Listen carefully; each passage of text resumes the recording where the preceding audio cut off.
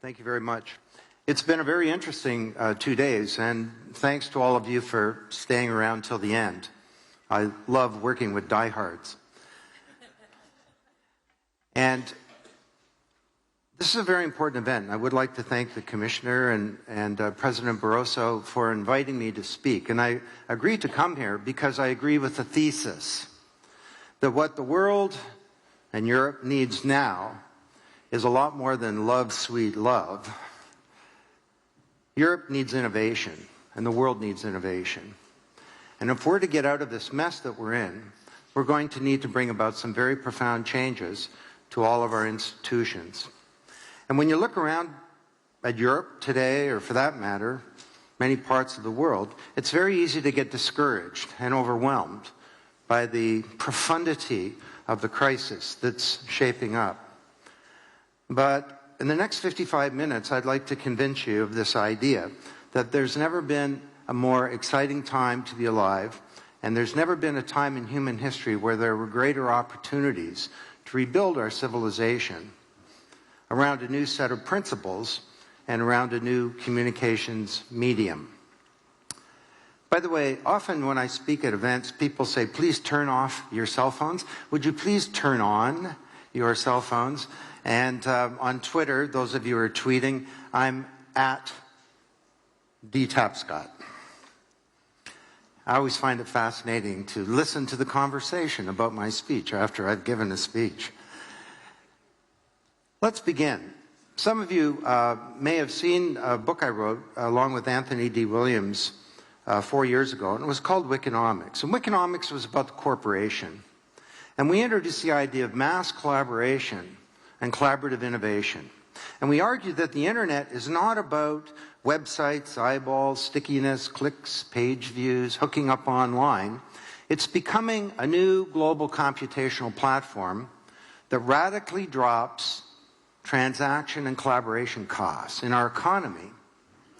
And we argued that this is leading to the biggest change in the corporation probably in a century, to the deep structure and architecture of the firm, and how we orchestrate capability to innovate, to create goods and services, to engage with the rest of the world. We argued that innovation and talent can now occur from outside the boundaries of a company. And this is a very profound change. The book was a big book, and I was very pleased with that, and then something happened. We had the global meltdown of the financial services industry. And I remember the moment it struck me that something big was happening here. I was giving a speech, it was the closing talk actually, to a group called SciBoss. Any of you are bankers, you'll know what that is. It's 7,000 bankers, and they get together every year. And it just happened that the week of their global conference in 2008 was the week when the financial industry collapsed. And I looked out at this sea of deer in the headlights. And that's a very Canadian term. You're driving along in the country and there's a deer comes on the road and it just kind of looks at you. It won't get off the road. Well, I looked out at this sea of deer in the headlights and it occurred to me, Bob Dylan, there's something going on here and you don't know what it is. That this is not just a time of changes to the corporation. This is a turning point in human history. That we have many institutions now that we need to rebuild, and the financial services industry is one of them. Who would have imagined 3 years ago that one of the big themes of business books today would be how to save capitalism, or is capitalism even savable? These books are not being written by radicals, they're being written by people like Matthew Bishop and Michael Green, the business editors of The Economist. Now, for some reason, I've ended up on the same, speaking at the same conference as Paul Krugman a few times. I don't know if you know this guy, Nobel Prize-winning economist, writes for the New York Times. And he gets up and he says, look, when you have the meltdown of a financial industry, you get a couple of decades of ugliness. Japan had one in 1992. They're still in a slump. So he says, get ready for a prolonged period of a slump in the global economy, and that's the good news scenario. Because a lot of worse things can happen, and you know about that. If for some reason you know, one of the big countries in Europe defaults on its sovereign debt, and Europe is not able to come together and to solve that problem, Europe would go, the euro would collapse, Europe would go into a depression, the US would go into a depression, and we'd be in a global depression. Now, my view is a little different. I mean, far be it from me to debate a Nobel Prize-winning economist, but to me, the future is not something to be predicted. The future is something to be achieved. And we can achieve a very different future in Europe and in the world. But if we're going to do that, very different than the one that he describes. But if we're going to do that, we need to understand what the problem is. And the problem doesn't fall within the mental model, the paradigm of traditional economists who worry about things like the business cycle and should we have fiscal stimulation or more austerity. This is not a cyclical change we're going through. It's a secular change.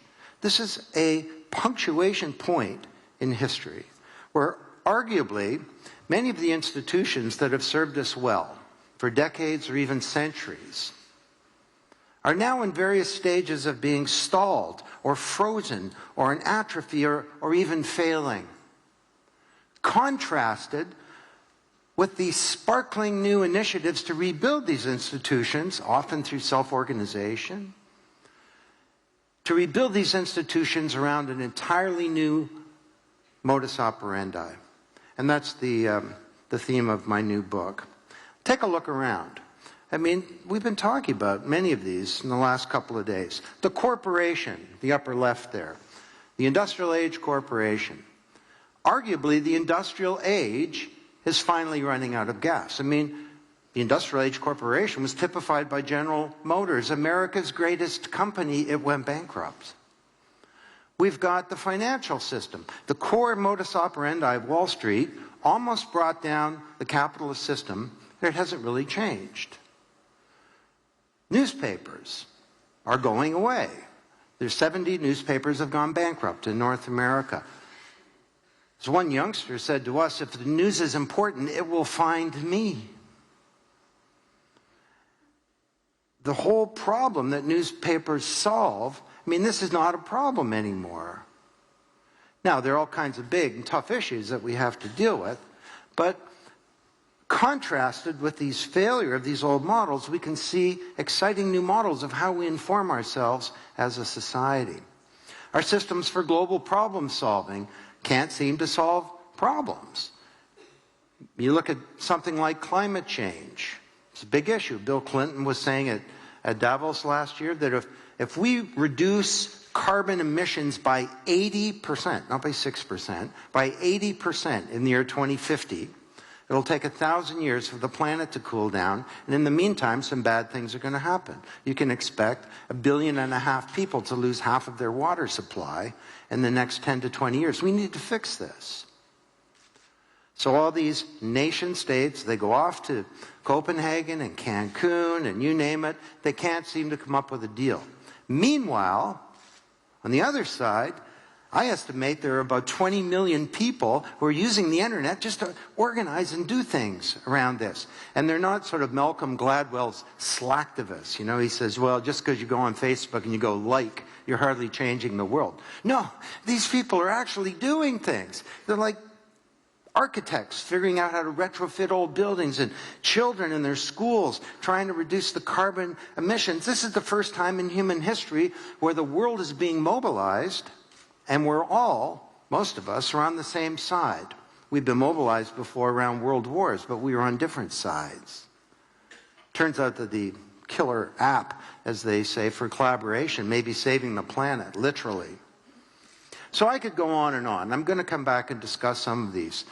The universities, based on a broadcast model of learning, same with the schools. I mean, if somebody was frozen here in Brussels 100 years ago and they woke up today and they looked at the professions, a doctor in an operating theater, a pilot in a jumbo jet, an engineer designing a bridge, they'd think, wow, has the world ever changed? And technology's been at the heart of a change. If they walk into a lecture theater or a typical classroom, they'd breathe a sigh of relief. They'd say, well, I recognize this. the industrial age model of learning based on the lecture. I'm a teacher, I have knowledge, you're a student, you're an empty vessel, you don't have knowledge, get ready, here it comes. It's a broadcast model of learning. Mass production, mass distribution, mass marketing, mass media, mass education. All of these had the same modus operandi. If somebody in the center having something, knowledge, power, products and services, pushing it out to people who are passive recipients and inert. It was a great model compared to what existed before it, but it's now stalled. So, if you want to understand what's happening today and how to transform innovation, I don't think you go back, with respect to Paul Krugman, to 1991 or 82 or even the Great Depression. You need to go back earlier in history. All around the world, a few hundred years ago, we had agrarian societies, and the means of production and political system was called feudalism. And knowledge was tightly concentrated in tiny oligarchies. People just didn't have knowledge. There was no concept of progress. But along came Johannes Gutenberg and his great invention. And over time, different classes in the society began to acquire knowledge. And when they did, it didn't make sense for the old institutions. The old institutions started to appear to be stalled or frozen or in atrophy or even failing. It didn't make sense for the church to be responsible for medicine when people had knowledge. So you had the Protestant Reformation. Martin Luther called the printing press God's highest act of grace. It didn't make sense for a bunch of kings and nobles to be running everything. So we had the French Revolution. That's what the American Revolution was. All the national democratic revolutions across Latin America. Eventually, we saw the rise of the modern university and science and the industrial age corporation and commercial relationships and new models of government, and it was all good. But it came with a cost. And now, once again, the technology genie has escaped from the bottle, only this time it's very different. The printing press gave us access to recorded information, the written word. The internet enables each of us to be a publisher. The printing press gave us access to recorded knowledge. The internet gives us access not just to information and knowledge, but to the intelligence contained in the crania of other people on a global basis, real time. This is not an information age. It's an age of networked intelligence. And that's what's transforming innovation, is collaboration that can occur on an astronomical scale unlike anything that we've seen before. Now, one more point before I come down from 90,000 feet here. What I just told you, these three ages, this is not new. I've been writing about this stuff for 30 years. Some of you may have read a book by Alvin Toffler called The Third Wave. Do you remember that? Agrarian age, industrial age. I think he called it an information age. We can cut him some slack for that. These are not new ideas. They were ideas whose time had not come. They were ideas in waiting. They were waiting for some objective conditions to mature to make them possible. So let me just spend a second on that. 4 big changes. The first is a technology revolution, and the so-called Web 2.0. This is not the internet of the dot-com period. It's very different. First of all, you access the web now through billions, soon trillions of inert objects that become smart communicating devices. I'm typically covered in these things. My door, my hotel here, is a chip in it. This thing has a chip on it. The door has knowledge, so does this thing. These two things communicate, and the door probably has an IP address, which means my door is an internet appliance. And I had a camera stolen from a hotel room in Miami. The door knew about me. We actually found an unauthorized access. I have a friend in Toronto. Everything in his house that has electrical power has an IP address, which means it's an internet appliance. And all these things talk to each other. I have no idea what his refrigerator says to his toaster. But he was actually bragging that his fence talks to his sprinkler system. And I said, well, Ken, why would you care? And he says, well, Don, if a burglar comes over the fence, the sprinkler's my first line of defense. So This is pervasive ambient computing, trillions of inert objects that become connected to the internet. Broadband, mobility, geospatiality, true multimedia, and the internet now connects in enterprises with real IT.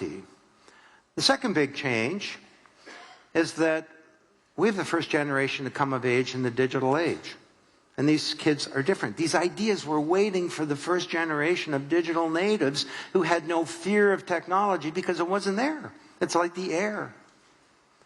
I started studying kids about 15 years ago when I noticed how my own children were effortlessly able to use all this sophisticated technology. At first I thought, my children are prodigies. But then I noticed all their friends were like them, so that was a bad theory.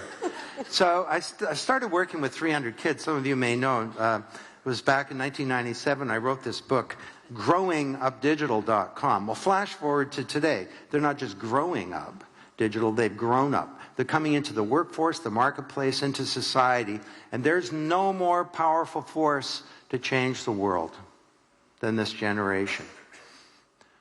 This is the first time in human history when children are an authority about something really important. I was an authority about model trains when I was 11. Today, the 11-year-old at the breakfast table is an authority on this digital revolution that's changing business, commerce, government, learning, publishing, innovation, every institution in society.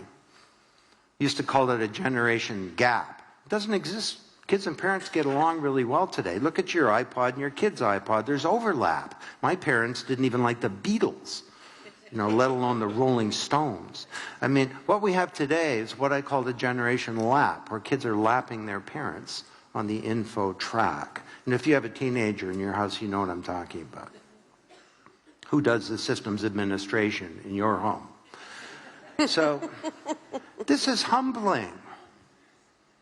This is a panel. This is a big crowd, about 6,000 people. On the left there, this is Rahaf Harfouche, living in Paris.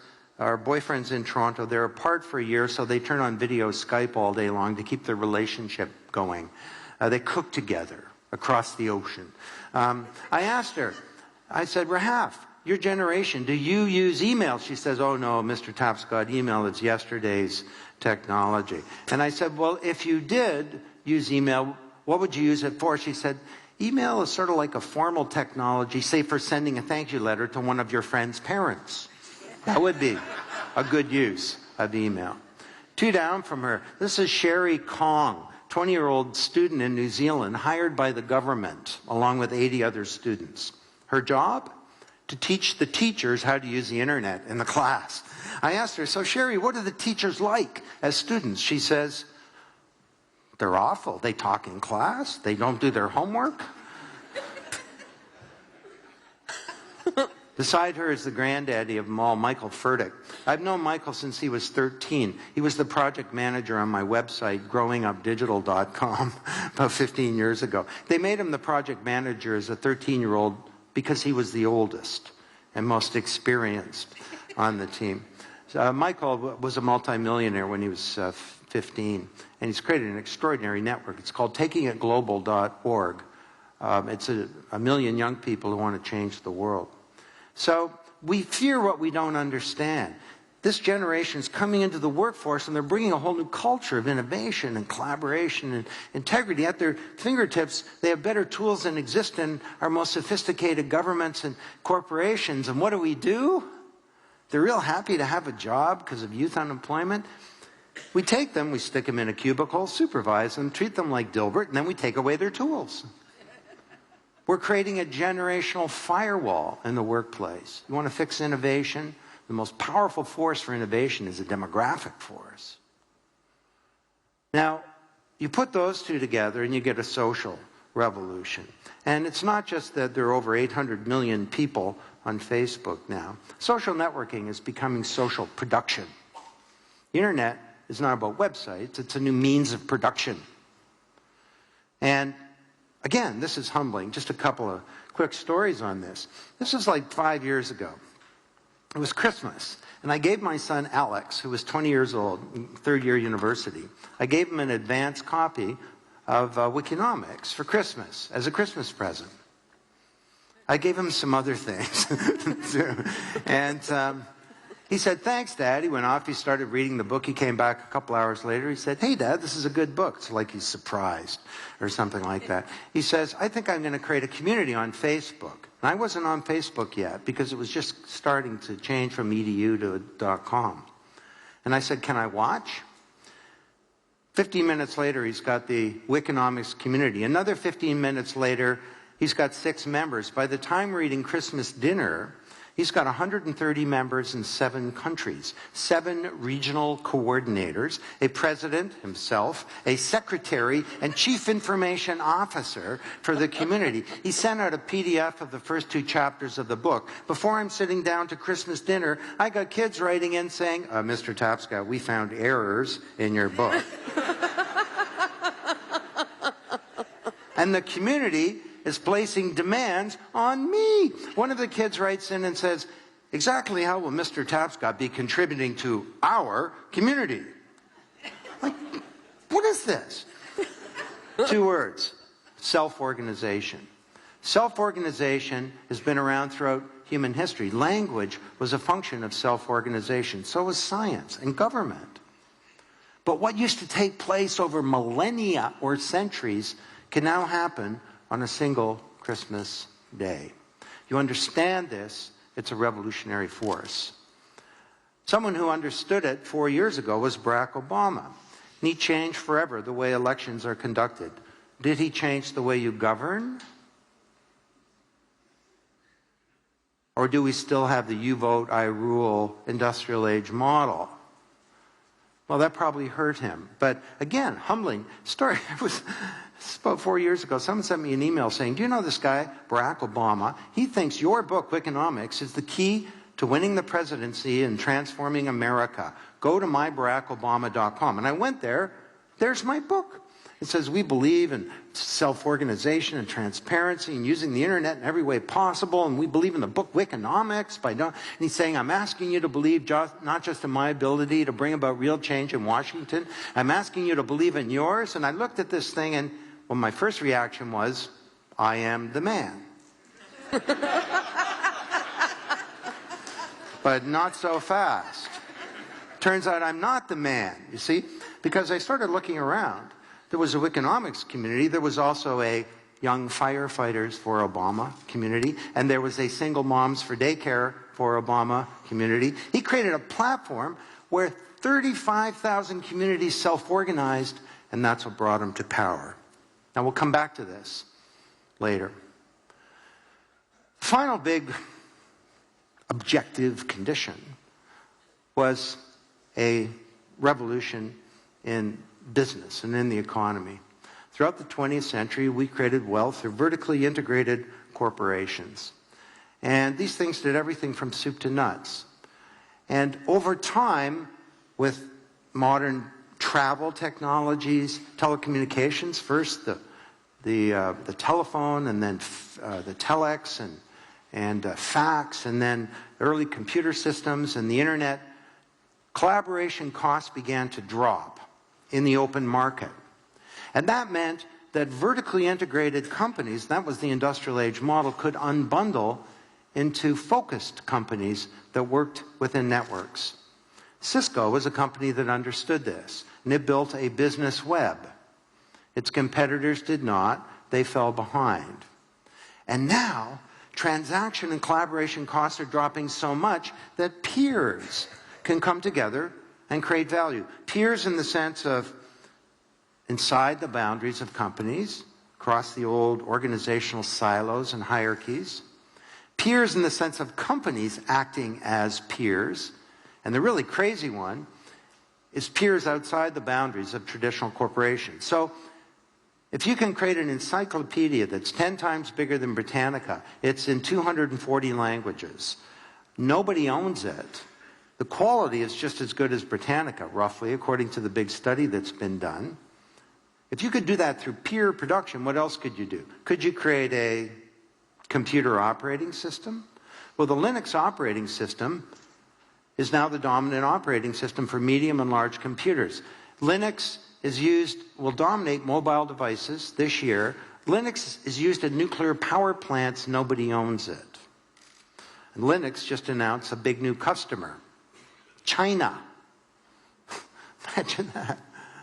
So, could you create a physical good, like a motorcycle? Well, the Chinese motorcycle industry is dozens, now probably hundreds of little companies. They all do a part. You make spokes and you make wheels and you collect the money and you do aftermarket support and service. There's no company. There's no OEM. There's no Harley Davidson pulling all the strings. They meet in tea houses and on the internet. This is now 40% of global motorcycle production, and get ready for the €1,000 car from China using the same model. So this is a huge change that's underway. These ideas were waiting for one other thing. They were waiting for the global economic crisis to create a burning platform. You know that analogy? You're on a platform, it's on fire, you have a burning platform. You have to get off. We have to get off now. We've got to stop doing these things in the old industrial ways that we have. So, what are the principles for innovation and for rebuilding these institutions around a new innovative model? 5 of them: collaboration, transparency, sharing, interdependence, and integrity. Let's start with collaboration. I'm going to tell you a story. This guy here is named Rob McEwen, and the reason I know this story, I'd love to say I have a think tank that scours the world for amazing insights and we find every incredible case. You know what?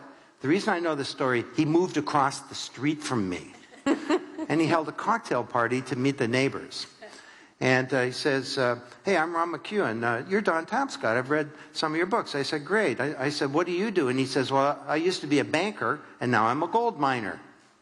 He's a funny guy. He introduces his wife, Cheryl. He says, this is Cheryl. She's a gold digger. But unfortunately, she's an enormously competent person herself with a sense of humor. But he tells me this amazing story. He takes over this gold mine, and his geologist can't tell him where the gold is. He gives him more money for geological data. They can't tell him where to go into production. After a few years, he's so frustrated, he's ready to give up and shut the whole thing down. But he has an epiphany one day. He wonders, if my geologists don't know where the gold is, maybe somebody else does. So he does a radical thing. He takes his geological data, biggest secret in the mining industry, it's kept in safes and high-security computer systems. He publishes it, and he holds a contest on the internet called the Goldcorp Challenge. It's basically $500,000 in prize money for anyone who can tell me, do I have any gold? And if so, where is it? He gets 77 submissions from all around the world. They use techniques that he's never heard of. And for his $500,000 in prize money, Rob McEwen found $3.4 billion worth of gold. The market value of his company went from $90 million to $10 billion. My wife and I were just vacationing with Rob and Cheryl, some other friends in France on their plane. And he told me the market cap today of Goldcorp is $36 billion. And I can tell you, because he's my friend, he's a happy camper. What did he do? He collaborated. He peered. Conventional wisdom, he should have fired his head of geology. No, he wondered, who are their peers? You know, the best submissions didn't come from geologists.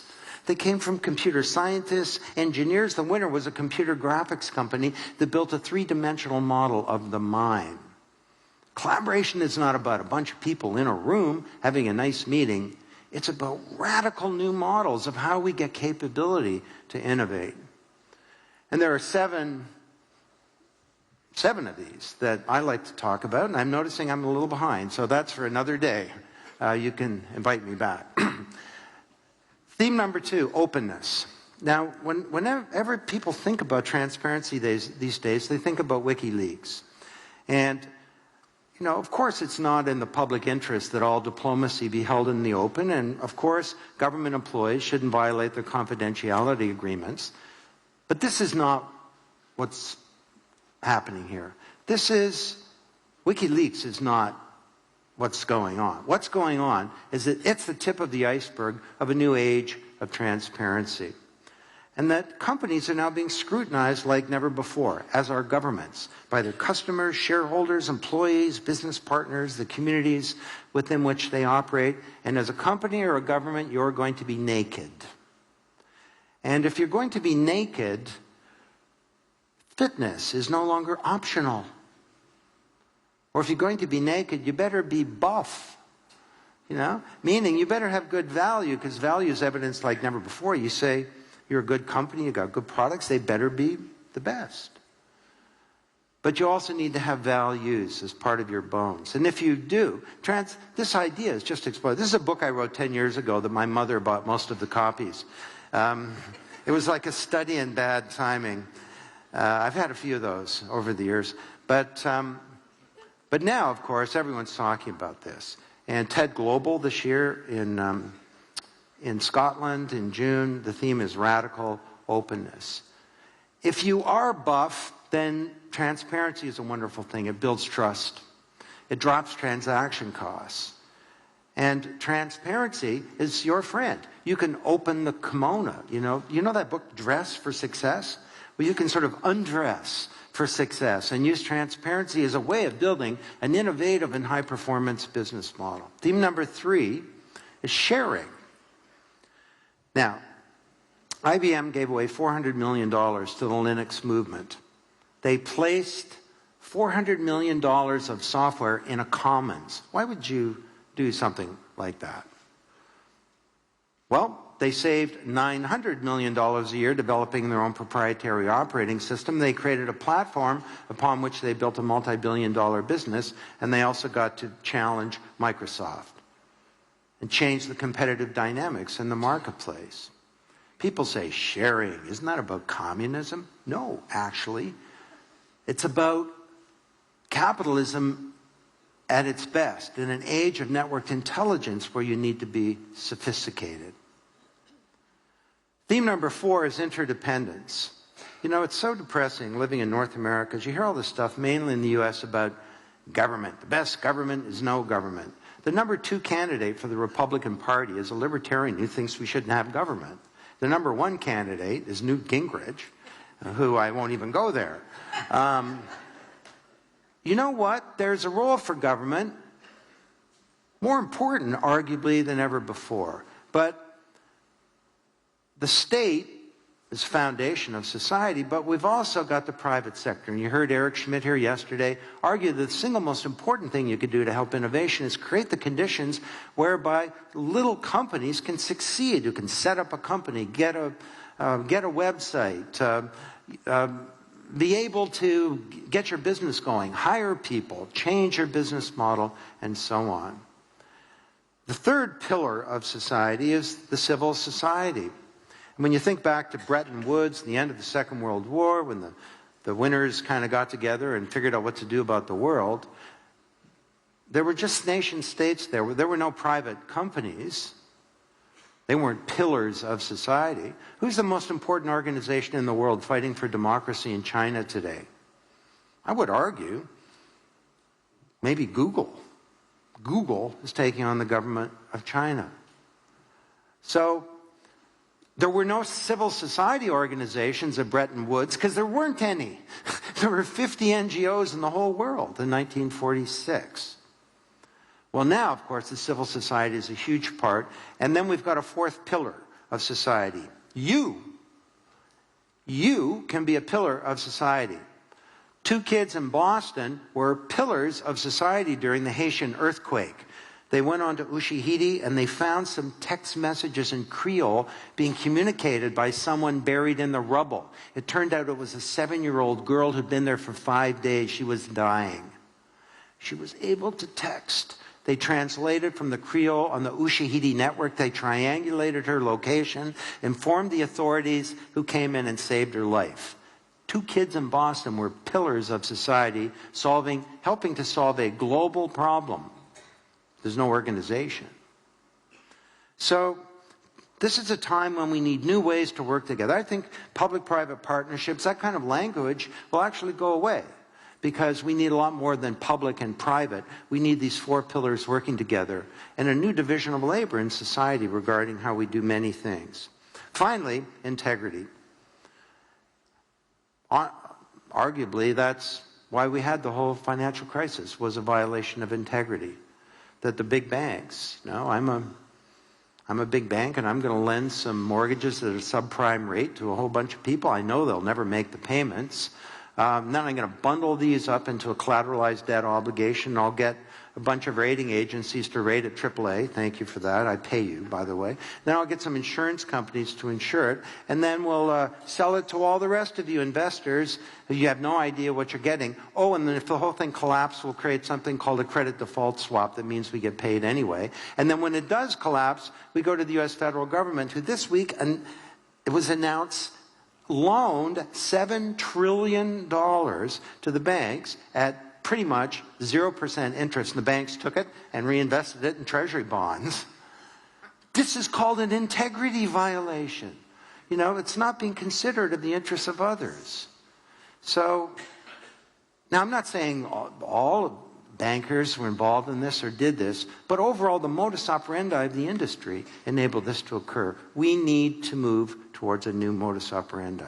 Now what I'd like to do is to end by looking at a few of these industries and just looking at the kind of transformation that I think we need to move. This is about innovation, not just in products and services, but in everything. We'll start with the old model of the corporation, industrial age corporation. Well, you know about that one. So what do we got? Well, Jay Rogers was an Iraq vet. He saw his friends killed in Iraq, and he decided the U.S. is over there to defend America's energy sources. As he put it, that are mainly going into a sclerotic automobile industry that's been unable to create cars that meet customer needs, that are fuel efficient, that are safe, that protect the environment. So he creates a new kind of car company using these principles and using the internet. He's got 5,000 designers, but they're all out on the web responding to challenges. He doesn't have a 3 million square foot manufacturing facility. He's got 30 manufacturing plants in 30 local geographies, hiring local people to build cars for 30 local markets. Could this scale? Well, the good news, bad news, I guess, for Jay Rogers, he's now got competitors doing the same thing. Talent can be outside. Idea agoras. You know the Roman and Greek agora? These are agoras for uniquely qualified minds. Procter & Gamble's looking for a molecule that'll take red wine off a shirt. They have 7,000 chemists inside, and they have 1 million outside that they can get to. And sure enough, they go onto the InnoCentive network. There may be a retired chemist in Brussels or a grad student in Taipei comes up with a molecule. P&G pays them a couple €100,000. They have a new product. 60% of all Procter & Gamble's innovation now comes from outside the company. You know that expression, our most precious asset, goes out the elevator every night. Your precious assets may never even be in the building. They may not even be inside the boundaries of your company now. And the next step in this whole thing is something called Inno360. It's a company that enables companies to build their own private idea agoras based on the internet. We have access to hundreds of thousands of people that only you have that kind of access. Threadless is a clothing company where its customers design its clothing. I call them prosumers, turning your consumers into producers. Your most important talent can be your customers. Doritos gets its customers to design its Super Bowl ads and plays these ads on the Super Bowl. Now, there's lots of controversy about the Boeing 787 Dreamliner, and for sure it was late. It was the first time it was ever done. And the CEO of Boeing said recently, aircraft will never be designed the old way. The old way was the industrial age way. You create a spec of 20,000 pages with the talent inside your boundaries. Then you push it out to your supply chain, hierarchical, right? You beat up on your suppliers. They provide you with all this stuff. You assemble the aircraft. Boeing said no. He said, first of all, you're not suppliers. You're peers. You make the engine, the fuselage, the electronics, the entertainment system. And rather than a 20,000-page document, we'll give you a 20-page document. just describing what we're trying to achieve with this aircraft. And we'll co-innovate this together on our network. You know, the 787 Dreamliner uses 20%, 25% less fuel than its competitors. That's called absolutely killer competitive advantage through a new innovative business model. When you're flying in the 787 at 35,000 feet, it'll affect your body as if you're at 1,000 feet. You won't really notice, but then over time, you'll think, this is a great airplane. I feel better after I fly on it. So huge changes to the corporation. Very quickly on a few others. The financial industry. Well, we all know about this. How are we going to create jobs? Well, we know that the jobless recovery is not an acceptable situation. I hate that term. It's an oxymoron. It's like there is no recovery unless it's inclusive. It's like scented deodorant or jumbo shrimp or something like that. It's a contradiction in terms. And the key to solving this problem is entrepreneurship, because both in the United States and pretty much the same in Europe, 80% of new jobs come from companies 5 years old or less. And this is the halcyon days, or it ought to be, of entrepreneurship, because little companies can have all the capabilities of big companies now without the big liabilities, deadening bureaucracy, legacy cultures, systems, people, and so on. Why don't we have an explosion of entrepreneurship? Well, little companies can't get financing because of the hangover of this subprime situation. The big banks have in America, it's $1 trillion of toxic assets on their balance sheet. It's actually $1 trillion plus or minus $1 trillion because nobody knows what they're worth. And you can't mark them to model because there is no model. And you can't mark them to market because there is no market. Nobody wants to buy them. What do? How do we value these assets to get them off the balance sheets? Well, there are initiatives underway. This is one. I don't know if it'll work. It's called the Open Models Valuation Company, arguing that all the information about these assets should be placed in a commons, create a human genome of risk management, and bring the world's leading modelers, thousands of them together. In advance, we'll agree whatever they come up with, that's the value, and we'll have buyers and we'll have sellers. They value the assets, the banks can dispose of them, they can start lending money to little companies, we can start to solve this problem of the jobless recovery. Another problem is that venture capital is broken. Well, there are, again, sparkling new initiatives. Vencor, there's at least 3 of them in this room that I've met at this conference, where they're using collaboration to raise money and to support little companies. Vencor does challenges. Who's got the best solution to solving the traffic problem in the United States? 100 and something companies reply. There's a crowd of 6,000 people with weighted voting. The crowd gets it down to the top 10, then the top 3, selects a winner. Vencor invests in the winner, and then the crowd helps manage the company and helps with a liquidity event. This is venture capital 2.0. Wow, what an exciting time. How about the newspaper? Well, we got lots of things to worry about, how we're going to inform ourselves as a society. It's not just how do we get accurate news and have investigative reporting.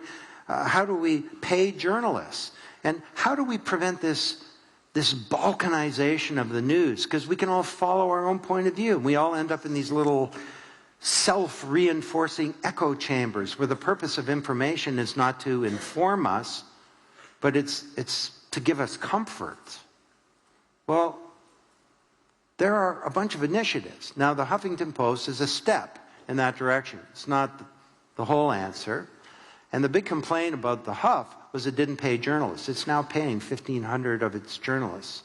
It's got good quality, Pulitzer Prize writers write for the Huffington Post. So, again, we're starting to see new network models of the news. Will they come up in time to replace the newspapers as over time they collapse? I think so. How about systems for global problem solving? You know what? I'm just going to flip through this one because I want to make sure we have time. Well, these are some good ones right here. Could we go back one slide? Is that possible? I don't know. Yes. Kiva.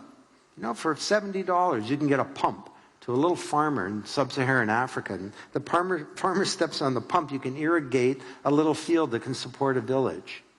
And our international organizations have difficulty getting that pump. So Kiva decides, microfinancing. We'll go on the internet, give us 25 euros. They've raised 250 million euros last time I checked. And they're doing all kinds of good things. This is self-organization. It's networks. It's applying these principles of innovation to solving a big problem. I mean, even something like the World Economic Forum is one of these new multi-stakeholder networks that brings together people from these four pillars of society. And Davos used to be sort of like a think tank. It's now becoming a do tank, where they've got a whole bunch of global agenda councils that are taking action to try and bring about change. Now, is this the right model? No, there are all kinds of different models that are underway. But it's an exciting time where these traditional institutions that came out of the Second World War, the World Bank, the United Nations, the IMF, the GATT, Global Agreement on Trades and Tariffs, and so on, these institutions have a role, but around the world, they're in various stages of having difficulty. Contrasted with these fabulous new initiatives where people are just self-organizing to solve global problems. Well, the universities and schools, I said in an earlier session today, the industrial age model of pedagogy. To me, the lecture is the process whereby the notes of a lecture go to the notes of a student without going through the brains of either. Now, I appreciate the irony that I'm standing up here giving you a lecture. But you know what? This is actually not a good way of learning. None of you are going to remember the 16 institutions, the 5 principles, the 7 business models. I'm just trying to convince you of one idea and to motivate you. And there's a role for a lecture to do that. We have an industrial age model. And it's a model that's teacher-focused. It's one way. It's one size fits all, and you're inert. You're passive recipients. Well, you know what? We can move to a new model. Technology is important in doing that, but it's not about the technology. It's a change in the relationship between the student and the teacher in the learning process. There have been some very interesting experiments underway. I was just talking to the Minister of Education of Portugal. He's trying to figure out how to make this amazing initiative in Portugal really work. And what they did, the spirit was right, and they decided every kid in Portugal should have a laptop. They did a big deal with Microsoft and with Portugal Telecom and so on.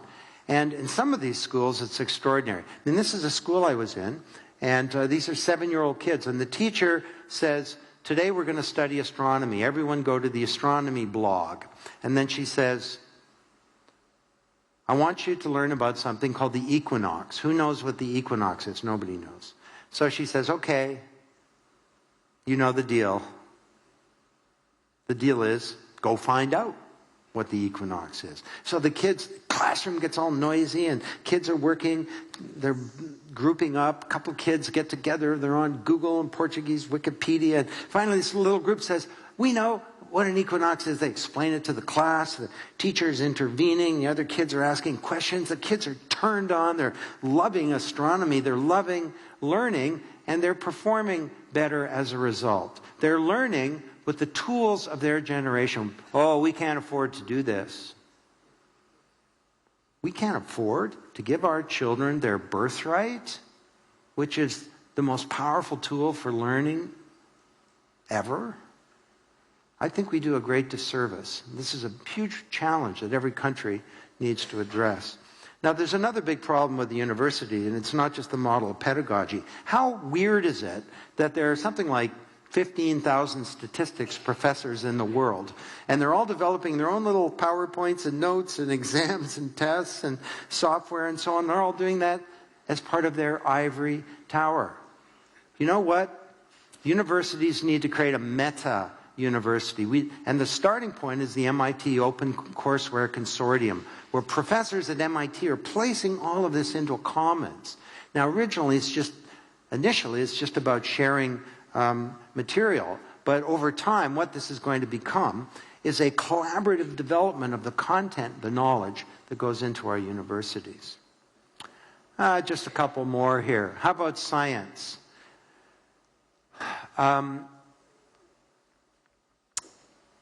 What's the old approach? Well, governments, we put out RFPs, and we ask all of you to bid on the RFP. Please don't cooperate when you do. And then we're going to grant it to somebody. We sure hope it works out, but sometimes it doesn't. And when you're working on this, don't collaborate with others. Then you give it back to us, and then we're going to do something with it. I don't know, publish it as a paper or 2 years later. I mean, what's wrong with this picture? Everything. And the way that governments interact with science is endemic of a much deeper problem. That science is now arguably stalled today. You know, in the pharmaceutical industry, there's nothing really happening. There's no big, major drugs that we can expect, real big breakthroughs. And the fact the industry is about to fall off this thing called the patent cliff. Do you know about this? In the next the next year, 12 months, the pharmaceutical companies are going to lose 20 to 40% of their revenue, like that. Imagine that. You're a company, you're going to lose 40% of our revenue. What do? Cut back on office supplies? No. We need to fundamentally change the model of science. You know, the big pharmaceutical companies need to come together. And I was talking over dinner with President Barroso, and he actually convened a meeting of the CEOs of these companies in Europe, which is a wonderful thing to do. I'm working with the White House, where they want to do the same thing in the United States. We need to start placing a whole bunch of what we do in this industry into a commons. Failed results. I test this thing, it doesn't work. Everybody can have the data. Comparator arm. I test a compound, I got a control group, a placebo. I don't want to share that one, but I'll share these two. Proof of clinical mechanism, POCM. This is pre-competitive research. Why don't we share in this, and a rising tide will lift all boats. We did this for the human genome. GlaxoSmithKline, Andrew Whitty was here, just a wonderful human being and an amazing company. It's taking a real leadership role in trying to move the other companies in the industry to do this. There are a bunch of astrophysicists who they note that all these satellites are taking pictures of galaxies. They have millions of pictures. They figure it's going to take 100 years to categorize them all.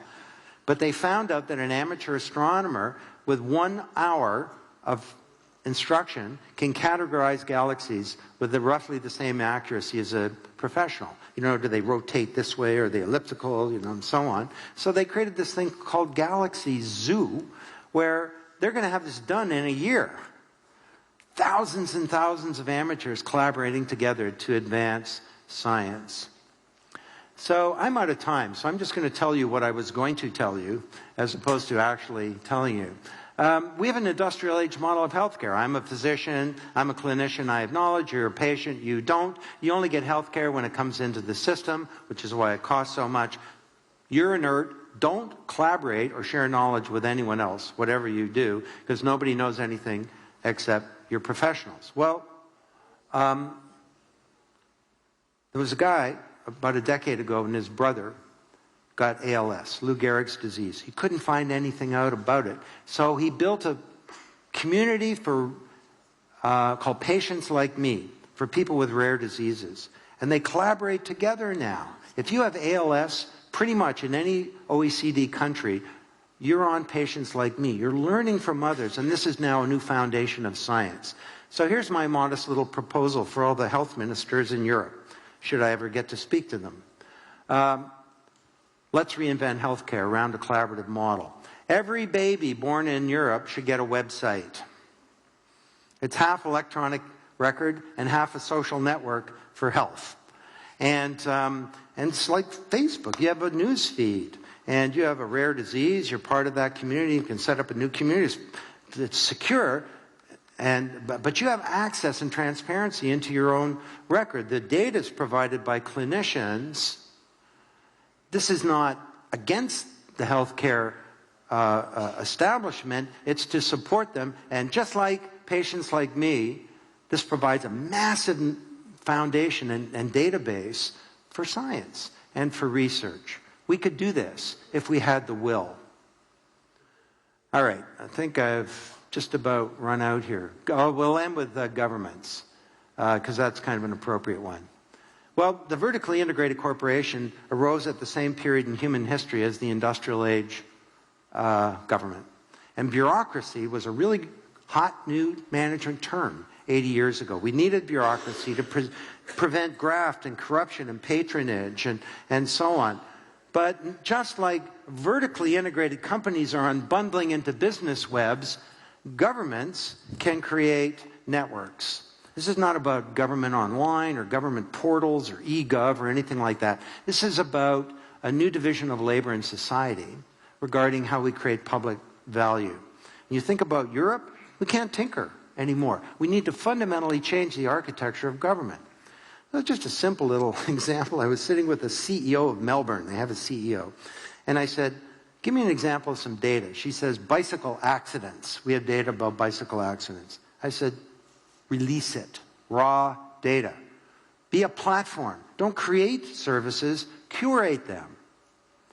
Release that data. Within 24 hours, there'll be a Google mashup of bicycle accidents in Melbourne. You'll be saving lives in a week. It costs you $0 to do it. Bicycle accidents is one of tens of thousands of categories of data that's currently locked up inside governments that, if released, could unleash a torrent of public value as these 4 pillars of society self-organize. So Helsinki's doing with the city service map, British Columbia's applications for climate change, just conducting a challenge. Or you think about the amazing 2020 program. It's just extraordinary that you're doing this. Huge billions, tens of billions of dollars invested into innovation. Why not use collaborative innovation to stimulate innovation itself?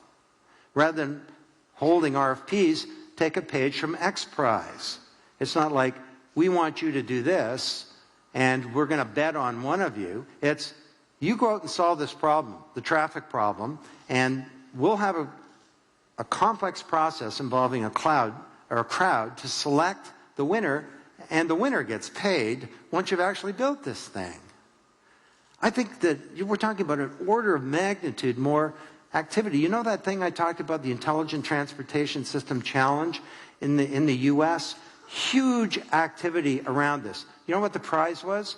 $50,000. For $50,000, this huge network of innovation got created. So let me just wrap up here. I think we can change democracy, too. First era, we had accountable institutions, but there was a weak public mandate and inert citizenry. We can now move to a new culture based on public deliberation. And this is amazing stuff. This is going on now. The city of Bogota, using these kinds of techniques, it's a chamber of commerce actually, to reinvent the city, engaging the population of a city in its own reinvention. Final thought is there's been a big debate about the role of social media in social change. And after the Iranian Revolution, lots of people said the revolution will not be tweeted. And this was a good debate, and I participated. I said, no, it's important. Social media is changing the ability of people to self-organize. And then reality intervened in the debate. And reality had some names. Tunisia. The Tunisian Revolution wasn't caused by social media, it was caused by oppression. It wasn't created by social media, it was created by a new generation who was educated, who wanted jobs, and who didn't want to be treated as subjects. But the social media, just as it drops transaction and collaboration costs in the economy, it drops the costs of dissent. Now, this is very exciting, but it has a big problem. Up until a year ago, all revolutions in human history had a leader or leadership that could take power. These things happen so quickly they create a vacuum. And politics abhors a vacuum. So the next step is to use the new media to help us build secular, democratic, and open societies, because the big threats are the old regime, as in Egypt, is shown, or very extremist, undemocratic forces who would like to seize power. But my view is the train has left the station. The cat is out of the bag. The horse is out of the barn. The toothpaste is out of the tube, and this is an unstoppable force. Will it be restricted to the Arab Spring? Well, you know what? We've got big problems all around the world. The Tunisian revolution was called the unemployment revolution, 42% youth unemployment. It's 42% in Spain today. And we've got to come to grips with this. You can say, you know, the London riots, they were created by thugs and criminals, largely true. Just like for Occupy Wall Street, you can say they're a bunch of hippies and radicals and anarchists and so on. But there's something much deeper that's going on. When you have a huge transformation like the one I'm describing, you get dissonance. And if we don't make this transformation effectively and expeditiously, then we can see a global youth radicalization and a global mobilization that makes the 1960s look like kid stuff. So let me close then. 4 big changes, ideas that we're waiting for these 4 revolutions. 16 institutions, innovation is driving its way deep into these, and we're seeing the contours of a new set of open network models of just about everything, arguably, in our civilization. And we need 5 principles to rebuild these institutions for an age of networked intelligence. When you have a change like this, you get a leadership crisis. Vested interests fight against change, and leaders of the old are often the last to embrace the new. How are we going to find the leadership for change? You've self-selected as a leader, because leadership can now, in this age of collaboration, can now come from anywhere. So you look out at the world, you think, oh, Paul Krugman's right, we have this terrible situation, it's going to be very bleak. No, there's another route that we can take. We have a choice, but we need to find the will and the courage to take another route and to start to work together, to collaborate, to rebuild these institutions for a new age. Towards the end of the book, if we could just put that thing on, Anthony Williams and I started looking at nature to try and understand what an age of networked intelligence might look like, because we kind of ran out of examples of humans. And we studied bees, and bees come in swarms, and fish come in schools, and sheep come in flocks. Over the moors of England in the cold winter nights, starlings come in something called a murmuration. And a murmuration refers to the murmuring of the wings of the birds. And throughout the day, the starlings are out over a 20-mile radius, sort of doing their starling thing, foraging for food and so on. And at night, they come together, and they create one of the most magnificent things in all of nature. And it's called a murmuration in reference to the birds murmuring their wings. But the murmuration's not just for show. It has functions. It protects the birds from predators.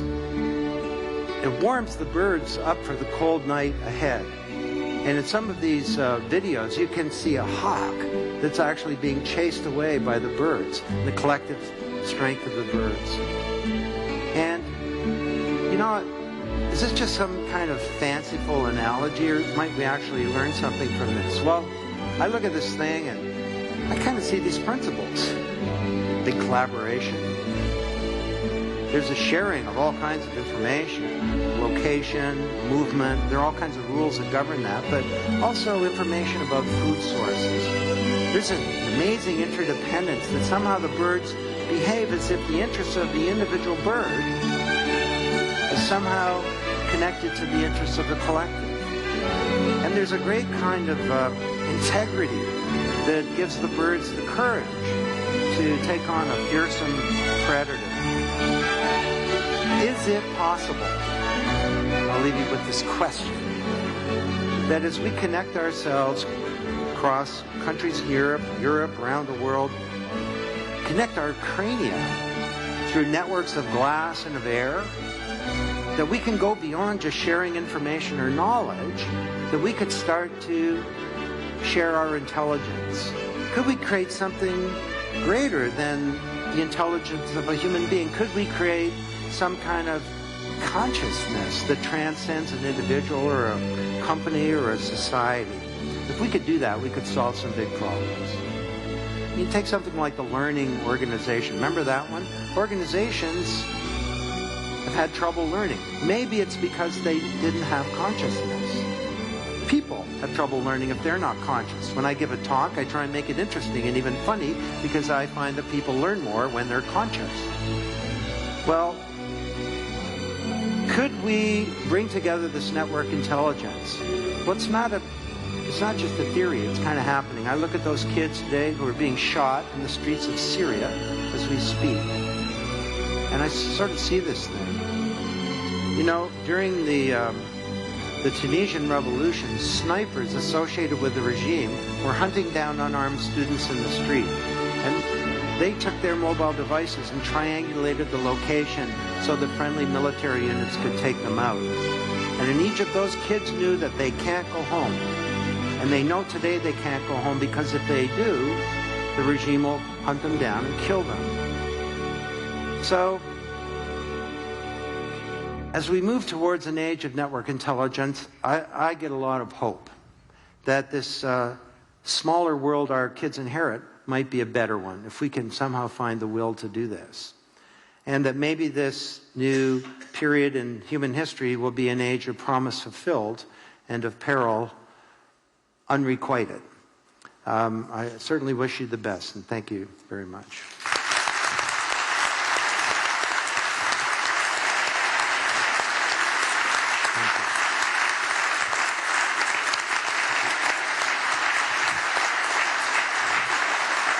Thank you very much, Don. Thank you very much.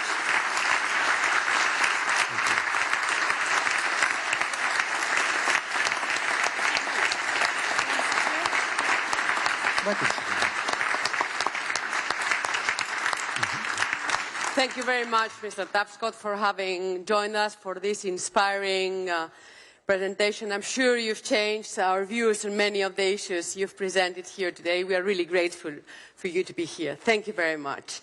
Dear colleagues, do not leave the room. We are now going to close the conference. We are welcoming a commissioner. We are welcoming the President of the ITRE Committee, Mr. Royal. We are welcoming our Director General. Please don't leave the room. You might need headphones. They are going to be distributed among you all. Just 2 minutes patience and we will go on.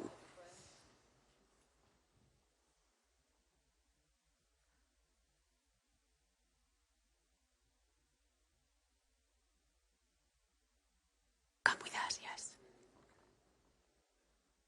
You are given the micro.